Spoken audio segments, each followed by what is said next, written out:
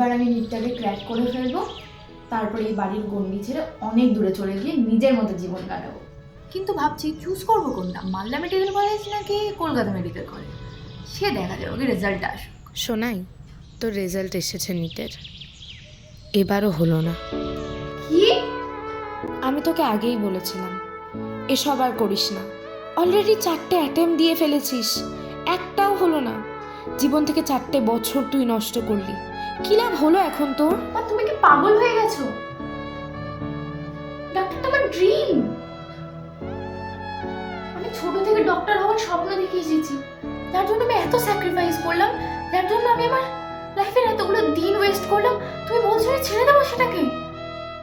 দেখছিসই তো কি হচ্ছে। কেন, আরজি করের ঘটনাটাই দেখ না কেন। তোকে আর মেডিকেল করতে হবে না, বাড়িতে থেকে যা করার তাই কর।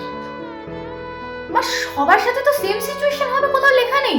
এখন চুপচাপই থাক। এমনিতেই তোর বাবা বলেই দিয়েছে নেক্সট বছর থেকে আর তোর কেরিয়ারের দায়িত্ব আমরা নিতে পারবো না। আমরা ক্লান্ত হয়ে পড়েছি। অলক্ষ্য